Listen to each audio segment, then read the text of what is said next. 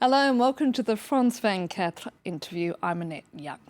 As world leaders gather in New York for the UN General Assembly, there's been much buzz over America's handling of the Syrian crisis.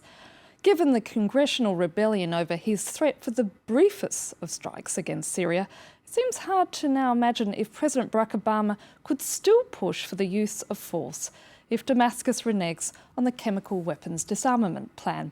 So is it the case that America is no longer interested in being the world's policeman? For more on this, I'm joined from London by Xenia Dormandy, a Senior Fellow at Chatham House. Xenia, thank you so much for being with us. Pleasure. Now, despite that very British accent of yours, you've actually worked for the National Security Council and also the State Department.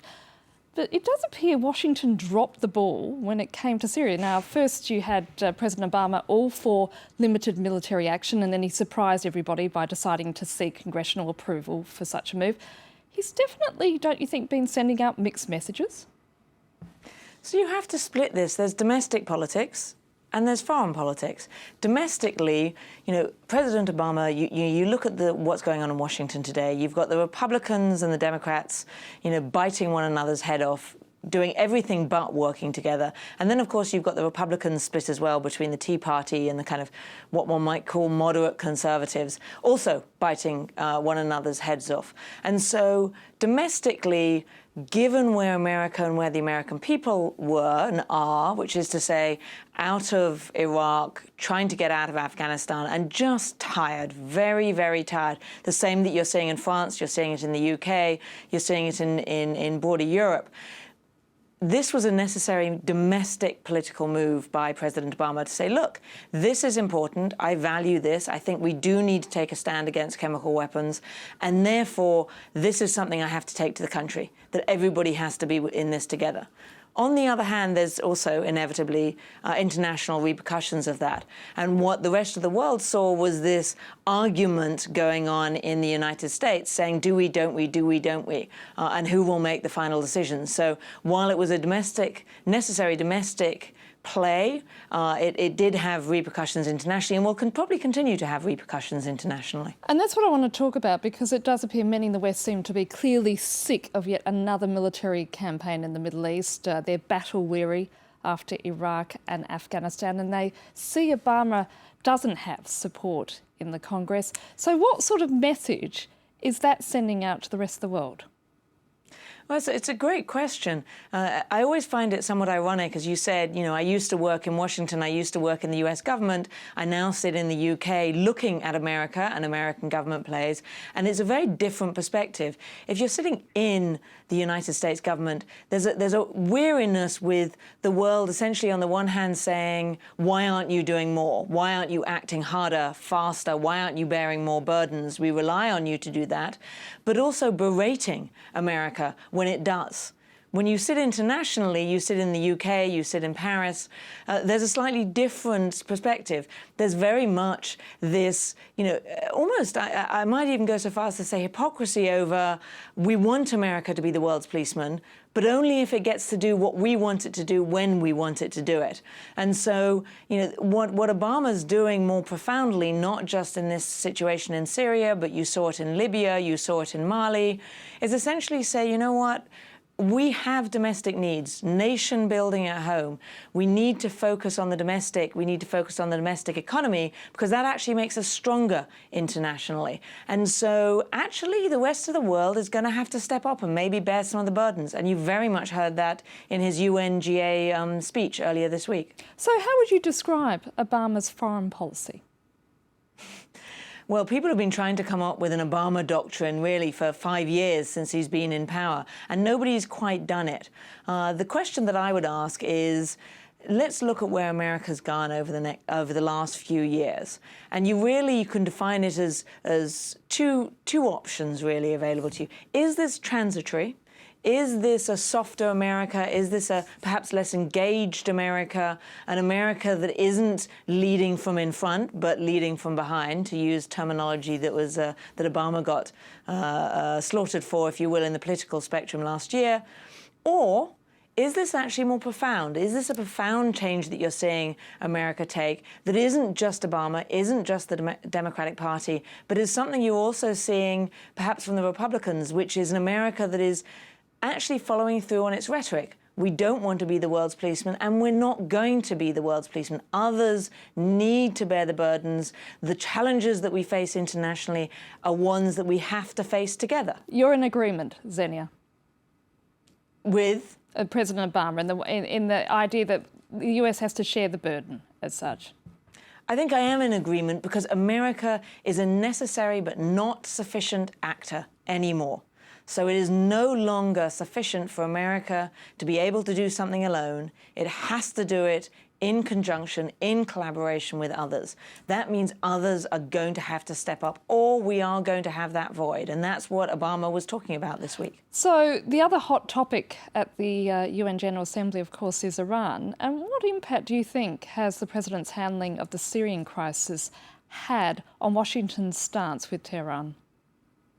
Well, let me actually use Iran to make the earlier point again. Iran is not something that America can deal with alone.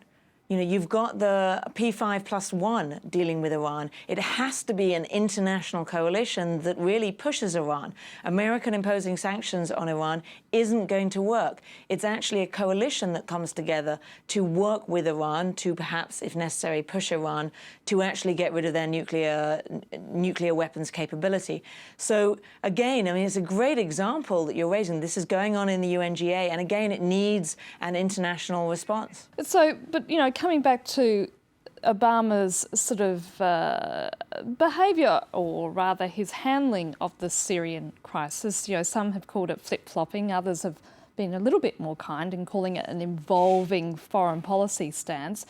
But doesn't that sort of play into Tehran's hands as a result? Well, the trouble with the way that the Syrian crisis has played out is that there are an awful lot of people questioning whether America's going to stick to what its red lines are. You know, Obama said over a year ago, if Assad uses chemical weapons, America will act. That is unacceptable. And what you saw was a kind of fits and starts America acting. Yes, Obama made clear his moral value, if you will, the importance of that. But then he went to Congress, and then when there was another avenue available, he perhaps pulled back. Now, I don't agree with that. I don't think he did pull back. He used a diplomatic tool rather than a military tool. And at the moment, we're equating military with the only way forward when we say Obama pulled back. So I don't buy that.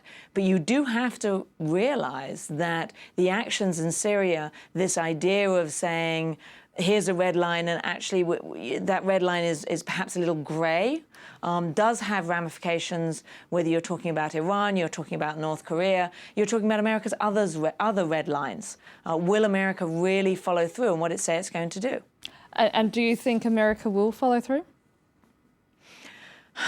That's the million-dollar question. The reality is that when we think about geopolitics, when we think about foreign policy, we tend to think in either economic terms or military terms. You know, and you talk about American power. You talk about America's military being so much more powerful than the rest of the world's. It remains the case, but it is very much about how America uses its military. You talk about economic.